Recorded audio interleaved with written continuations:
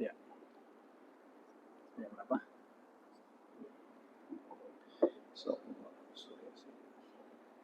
Assalamualaikum warahmatullahi wabarakatuh. Alhamdulillahilladzi nazzala al-Qur'an mau'izatan wa shifaa'an lima fis sudur wa hudan wa rahmatan likulli mu'minin wa mu'minatin. Asyhadu an la ilaha illallah wa asyhadu anna Muhammadan abduhu wa rasuluh.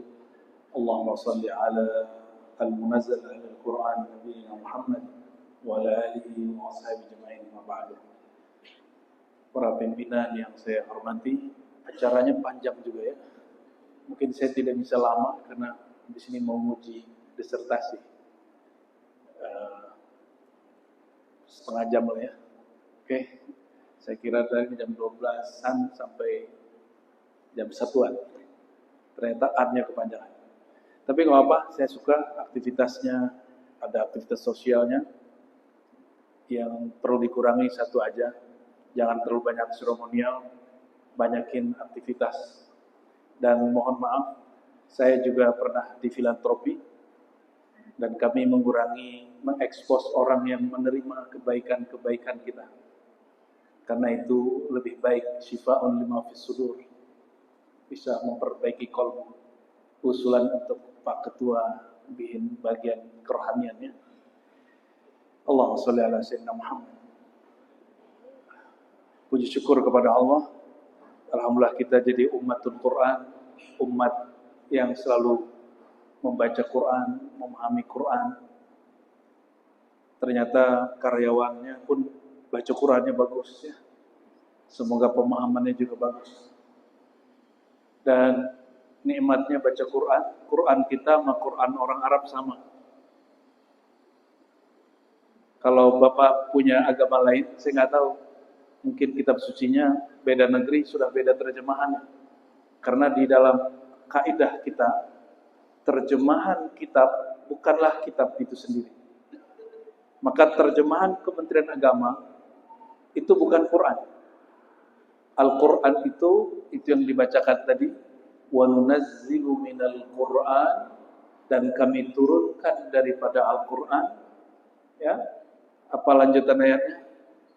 Wa nunazzilu minal Qur'an ma huwa shifaa'un, yang mana ia adalah syifa, sebagai obat. Maka Al-Qur'an itu diturunkan inna anzalnahu Qur'anan Arabiyyan. Al-Qur'an Allah turunkan dalam bahasa Arab. Apa arti bahasa Arab? Arab itu bahasa yang kalimat terakhirnya selalu berubah-ubah, kadang a, i, u, ya, disebut tasrif dan i'rab. Ya, ada perubahan kata anzala, yunzilu. Dan ini satu induk dengan bahasa Ibrani dan juga bahasa Suryani. Suryani itu bahasa Nabi Adam. Pernah dengar Suryani? Kan pernah ada kiai yang masyhur dengan bahasa Suryani. Ternyata itu bukan bahasa Suryani. Itu Suryani Suranian versi dia itu. Mungkin rokok dia Surya kali ya. Jadi tiga bahasa ini sebenarnya mirip. Ibrani, Suryani, Arab. Ya, sampai hari ini saya masih belajar bahasa Aramaik, bahasa Ibriu yang dipakai Yahudi. Aramaik itu dipakai oleh orang-orang Suria. Ada 3 kampung saja yang pakai bahasa tertua di alam semesta. Itu di Suriah, tempat yang hari ini konfliknya belum selesai juga.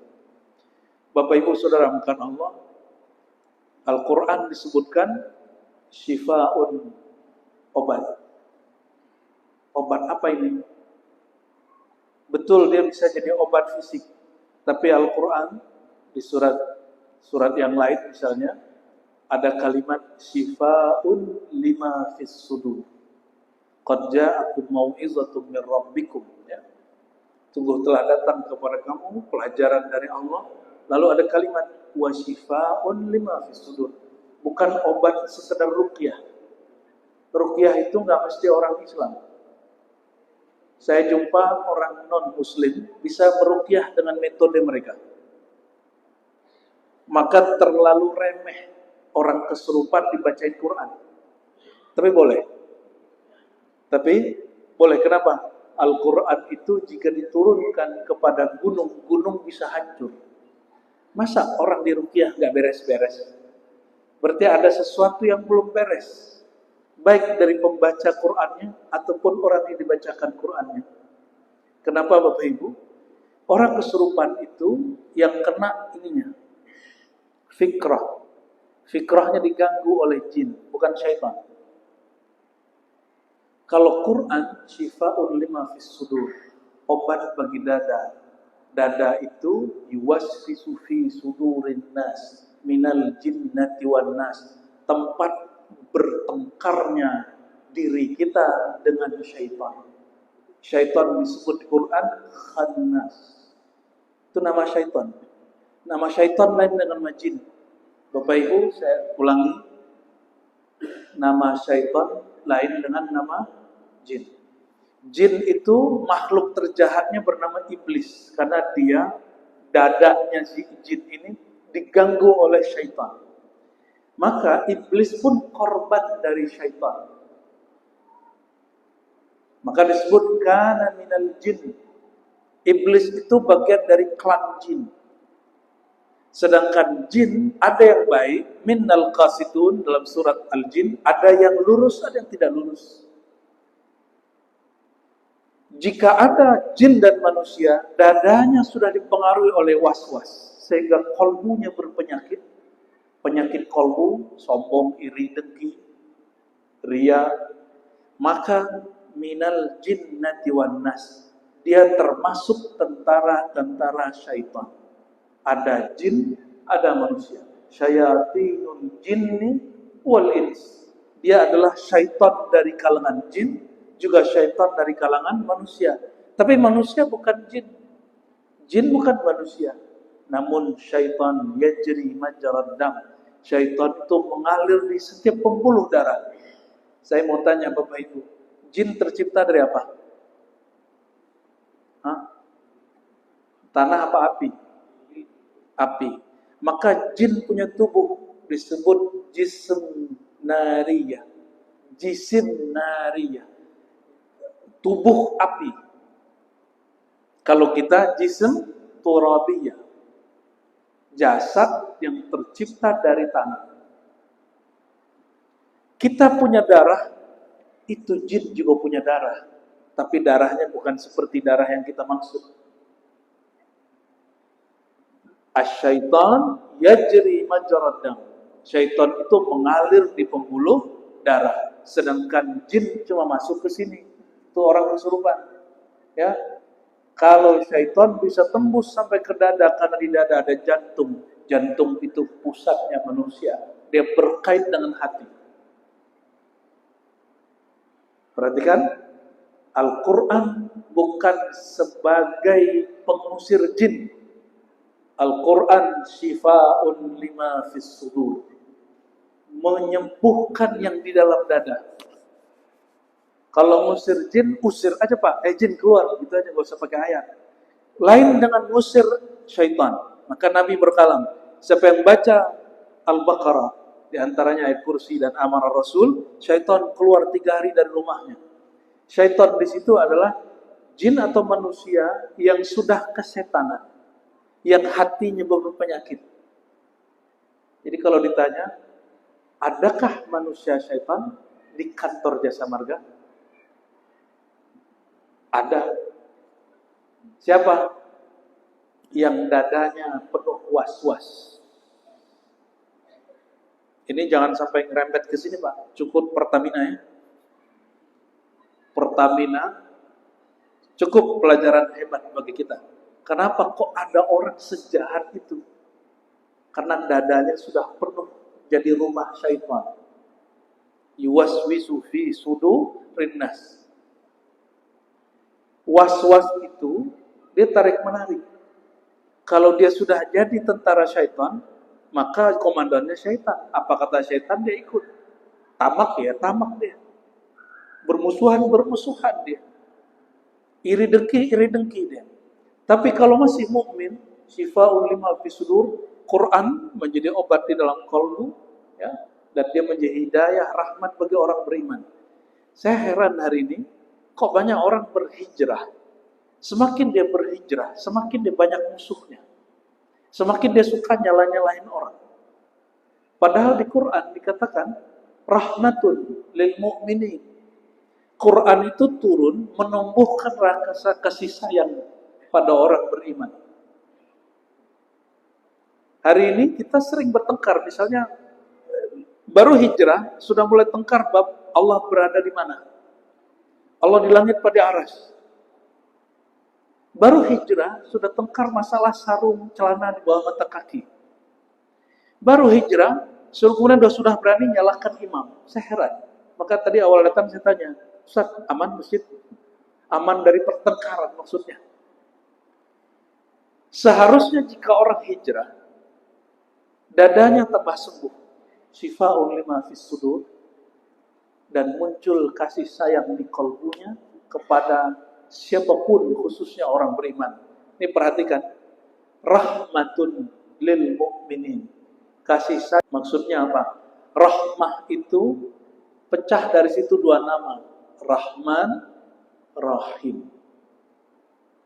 Rahman dalam tafsir Ibnu Katsir, ya, tafsir Fakhruddin Ar-Razi, Qurtubi, Rahman itu kasih sayang Allah menyeluruh kepada seluruh alam, tidak memandang iman seseorang, tidak memandang jenis seseorang, itu Rahman.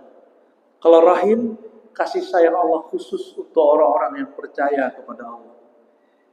Dan Allah tidak menyebutkannya dengan Rahman atau Rahim, tapi menyebutkannya dengan inti dari dua nama ini, yaitu Rahmatan, sebagai kasih sayang. Maka kalau Bapak Ibu Saudara tanya, apa ciri-ciri orang hijrahnya Qur'ani? Hijrahnya beragama, kerohaniannya bercahaya, kolbunya tambah sembuh, rohaninya tambah kasih sayang. Dua aja. Maka perhatiin diri kita, nggak usah perhatiin teman. Saya ini kalau beragama, kolbuku tambah sembuh dari penyakit kolbu, iri, dengki, sombong, lalai, pamer dan segala macamnya, atau bertambah parah. Kalau misalnya hati saya ada sombong, mohon maaf, sombong ini merasa lebih pintar, lebih hebat, lebih tinggi, lebih mulia dari orang. Kalau orang beragama, dia sholat, dia zikir, dia ikut pengajian, ini belum dibersihkan. Dapat ilmu, misalnya ilmu tentang sunnah bid'ah, akidah yang murni, akidah tidak murni. Jika di kalbunya belum bersih sifat sombong, jika tadi sombongnya dengan mobil yang banyak, kerjaan yang mentereng gitu, jabatan tinggi, ketika orang beragama mengikuti suatu kajian, di kalbunya belum dibersihkan, apa yang terjadi? Tambah ilmu, tambah sombong. Tambah ibadah, tambah sombong. Maka Nabi SAW pernah ada perempuan, itu sholatnya nggak ketinggalan, tahajud nggak ketinggalan, tapi apa kata Nabi? Fitnar, dia masuk neraka. Asbab dia sombong. Dia merasa sholatnya hebat. Dia merasa cara beragamanya paling benar. Pernah datang satu kelompok orang kepada Nabi habis bagi-bagi ghanimah, harta rampasan perang. Ini hadis Sahih Bukhari dan Muslim, hadisnya valid. Orang itu dapat bagian tapi kurang banyak. Apa kata mereka? Ini hafiz Quran semua. Orang ini hafiz Quran. Kata mereka, ya Muhammad, ittaqillah. Ya. Hei Muhammad, i'dil, berbuat adillah engkau. Takutlah kepada Allah.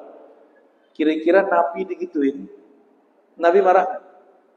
Kalau Bapak gitu marah kali ya? Ya, pasti kita marah, kita tersinggung. Abu Bakar udah ngeluarin pedang, Umar udah ngeluarin pedang, Khalid ibn Walid udah ngeluarin pedang. Kata Nabi, masukin. Apa kata Nabi? Dia punya takdir sendiri. Saya khurub min di hadzal qaum, ya. Akan keluar dari kelompok mereka orang yang hafiz Quran, mengerti agama secara hafalan, tapi imannya dia tidak tembus, cuma sampai di kepala, tidak tembus sampai ke dalam dada. Kenapa? Dia baru untuk gagah-gagahan. Beragama itu menunjukkan dirinya paling benar. Padahal Al-Quran bukan obat di sini, obat untuk di sini. Kalau ke sini sekolah aja Pak, kemana-mana. Ya. Tapi Al-Quran syifa'un lima fis sudur. Oleh karena itu jangan heran, saya sekolah sampai tinggi-tinggi, doktor, tapi saya punya guru Bapak Ibu, itu nggak sekolah. Kenapa? Saya menemukan di kolbunya obat untuk kolbu saya. Dia sekolahnya cuma di surau, di pesantren, pesantrennya pun tradisional. Tapi kalau kita ngobrol, jangankan dia baca ayat, dia berbicara pun memahami ayat, itu menyembuhkan sombong di dalam hati saya. Walaupun belum sembuh-sembuh amat. Menyembuhkan kegelisahan di kolbu saya. Menyembuhkan penyakit hati, iri, dengki. Iri dengkinya Ustadz beda dengan iri dengkinya para pimpinan. Kalau karyawan, pejabat, dengkinya apa? Kalau ada teman satu angkatannya naik pangkat atau gajinya naik. Benar gak Pak? Pasti nyesek itu. Dia dipromosiin, kita enggak. Gue yang kerja, dia yang dapat. Gitu kan? Gue yang kerja, dia yang dihormati. Itu perasaan-perasaan itu muncul. Kalau kita seperti itu, berarti ada penyakit dalam hati namanya hiqd wal hasad, penyakit iri dengki. Kalau ustadz, penyakit iri dengkinya bukan mungkin kepada karyawan jasa marga. Saya nggak mungkin kalau Bapak naik pangkat Pak, naik gaji, saya nggak mungkin iri. Kalau ustadz irinya sama siapa? Ustadz irinya sama siapa? Sesama ustadz. Tanya nih sama ustadz. Benar Ustaz ya? Kalau Ustaz dirinya macam apa? Sama Ustaz. Karena Ustaz bukan malaikat. Ustaz belum tentu wali Allah. Yang tidak ada kegelisahan di kolbunya. Kan yang disebut wali Allah itu yang kolbunya bersih sehingga tidak ada gelisah. La khaufun alaihim wa lahum yahzanun. Maka harusnya Ustaz itu kan lebih sembuh hatinya. Tapi enggak. Saya menyaksikan sendiri, Ustadz itu ngatain Ustadz. Apa katanya? Lu jangan ambil kapak gua. Oh ganti, bukan lu. Aneh. Ente jangan ngambil lapak aneh. Agak gaul dikit kalau di kafe ngomongnya begitu, lu gua. Kalau di majelis ngomongnya aneh ente. Ini denger kan langsung. Malah ada yang ngomong ini. Kalau dia ada di jadwal masjid ini, saya nggak mau ngajar di sini. Sampai begitu kebencian di dalam kalbu si Ustadz kepada Ustadz yang satu lagi. Mengerikan Pak. Ya. Lalu enaknya Ustadz itu tinggal pakai dalil. Seperti Bapak Ibu kalau iri dengki pakai argumentasi. Argumentasinya mungkin sifatnya rasional, bukti-bukti. Kalau Ustadz tinggal pakai dalil. Inilah tirani para Ustadz. Ustadz ini nggak ada yang ngawasin, Mbak. Di Indonesia Ustadz tidak ada yang ngawasin. Kalau DPR, menteri, pejabat yang ngawasin siapa? KPK, ya kan? BPK. Kalau jasa marga siapa yang ngawasin, Mbak? BPK. Kalau Ustadz nggak ada komisi pemberantas Ustadz nakal, gitu nggak ada. Nggak ada, Mbak. Ustadz itu sudah pernah mengalami hal yang tirani, sebagaimana sebagian habaib, sebagian kiai, sebagian gus-gus. Maka kata guru saya dulu, pengawas kamu Ar-Razi itu Allah. Cuma kamu kan gak bisa langsung merasakan diawasi Allah. Maka merasa diawasilah oleh Rasulullah, ajaran Rasulullah. Karena kamu tidak bisa merasakan hadirnya Rasul, maka engkau wajib punya guru, pewaris Rasul. Maka saya menyarankan diri saya dan Bapak Ibu supaya merasakan Quran itu menjadi berkah, bisa menyembuhkan kalbu, mesti punya guru, bukan hanya ustadz umum, tapi guru kalau dalam bahasa rohani disebut murabbi atau mursyid. Murabbi mursyid itu beda dengan mu'alim. Mu'alim itu pengajar penceramah. Tapi kalau murabbi itu orang yang menata jiwa kita. Kalau mursyid yang menata kolbu kita. Ya, maka saya tutup dengan satu ayat. Ya, Allah berfirman, demikianlah auhayna ilaika ruhan min amrina. Demikianlah kami turunkan, kami wahyukan kepada engkau ruhan min amrina. Al-Quran itu disebut dengan nama ruh. Nama lain Quran apa? Ruh. Ruh ini sumber dari rahmat. Rahmat sumber dari dua nama, Rahman, Rahim. Maksudnya apa? Al-Quran tidak turun ke otak. Maka jangan terlalu rusuh, galau, khawatir anaknya sulit ngapal Quran. Gak apa-apa, Pak. Hafal itu jangankan anak kita aja sulit ngapal. Masa nuntun anak ngapal aja banyak? Benar gak? Ustadz aja gak semua hafal Quran semua. Oleh karena itu Ghazali bilang, seorang ahli hukum cukup menghafalkan 400 ayat. Selebihnya tidak perlu. Karena 400 ayat itu berkaitan dengan hukum. Itu Ghazali sudah kasih bocoran. Ini Bapak kalau hafal 400 ayat lengkap isi-isinya, itu bisa nandingin jadwal saya nanti tuh. Ya, bisa-bisa kalah kita, Pak. Namun Allah mengatakan Quran itu bukan hafalan. Quran itu ruhan min amrina. Ruh yang berisikan kasih sayang. Maka kalau baca Quran, ajak ruhnya. Ruh itu ada kesadaran, pakai dada, pakai kolbu, merasa dipandang oleh Allah SWT, bukan dipandang oleh makhluk. Maka ketika kita mau pamer, bukan pamer ke makhluk, pamernya kepada Allah. Ya Allah, inni uqaddimu ilaika, ya, aku hadapkan kepada engkau, inilah amal kehambaan kepada engkau. Bapak Ibu yang bukan Allah, semoga hari-hari kita bersama Quran menjadi penyembuh di dalam kalbu. Amin. Menjadi keberkahan bagi hari-hari kita. Dan terakhir, rahmatan lil mu'minin, menambah rasa kasih sayang. Inilah ciri-ciri orang yang benar peringatan nuzul Qur'annya. Masjid ini semoga tambah syahdu, bertambah innamal mu'minuna ikhwah, bertambah persaudaraannya, bertambah peka dengan urusan yang lain. Sesuai request tadi, kita doakan semoga mudik tahun ini Allah jaga. Pasti namanya takdir, akan ada aja kejadian. Tapi kita berdoa sesuai dalam kunut, waqina syarra ma qadait. Ya Allah, jagalah kami dari takdir yang buruk.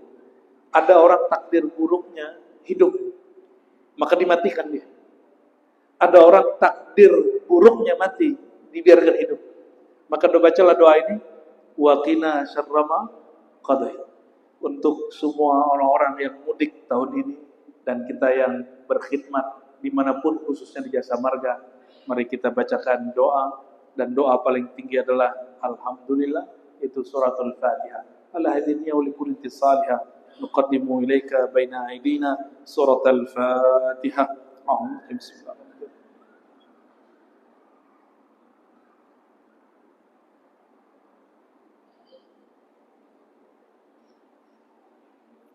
Allahumma ya Rahman ya Rahim ya Karim ya Azim ya Munazzil al-Quran, salli ala man fi qalbihi Quran, Sayyidina Muhammad wa alihi wa sahbihi ajma'in. Allahumma ya Allah, yang menurunkan Al-Quran yang kudus, yang suci. Ya Allah, berkat Quran itu turunkanlah keberkahan kepada rohani Rasulullah SAW. Dan dari kerohanian beliau, ya Allah, limpahkan salawat dan salam kepadanya, sehingga melimpah rahmat dan keberkahan ke dalam pikiran, kalbu dan roh kami. Dan dengannya, ya Allah, tahir qulubana mimma siwa. Dengan keberkahan itu, ya Allah, keberkahan Al-Quran, keberkahan salawat, keberkahan nur Engkau, ya Allah, bersihkan kalbu kami dari penyakit-penyakit hati, bersihkan hati kami dari penyakit iri dan dengki, penyakit sombong, penyakit lalai, penyakit ujub, penyakit-penyakit yang ada kebencian. Ya Allah, imla fi qulubina ar-rahmah al-Qur'aniyah. Ya Allah, penuhi kalbu kami dengan kasih sayang. Buanglah kebencian-kebencian. Berikan, ya Allah, kelapangan dalam kalbu kami, sehingga kami tidak merasakan gelisah, la khaufun alaihim walahum yahzanun, tidak juga bersedih yang berlarut-larut. Allahumma irham ru'mara'ana wa ulama'ana. Ya Allah, sayangi pemimpin-pemimpin kami, sayangi ulama-ulama kami, sayangi masyarakat rakyat kami, sayangi negeri ini, ya Allah. berikan keberkahan untuk negeri kami ya Allah. Ya Allah, banyak sekali orang mengutuk-ngutuk negeri ini, bahkan rakyatnya mengutuk pemimpinnya. Tapi siang ini, di hari yang berkah ini ya Allah, kami tidak ingin mengutuk para pemimpin kami. Kami ingin mendoakan para pemimpin kami, atasan-atasan kami, orang yang bekerja bersama kami, dan orang-orang yang hidup bersama kami. Rahmati kami ya Allah, penuhi hati kami dan kasih sayang, penuhi hati kami dengan rahmatan lil mu'minin. Rabbana atina fid dunya hasanah wa fil akhirati hasanah wa qina adzaban nar. Wa nasallallahu ya rabbana asyauqa ila liqa'i wa syauqa ila liqa'i habibina Muhammad sallallahu alaihi wasallam. Wa sallallahu ala sayyidil mursalin walhamdulillahi rabbil alamin. Demikian dari kami, mohon maaf salah kurangnya. Semoga Jasa Marga bertambah akhlak. Amin. Akhlak apa aja Pak? Sudah paham sendiri. Semoga semua dapat syafaat baginda Nabi Muhammad sallallahu alaihi wasallam. Subhanakallahumma wa bihamdika asyhadu an la ilaha illa anta astaghfiruka wa atubu ilaik. Mohon izin, mohon pamit. Assalamualaikum warahmatullahi wabarakatuh. Waalaikumsalam warahmatullahi wabarakatuh.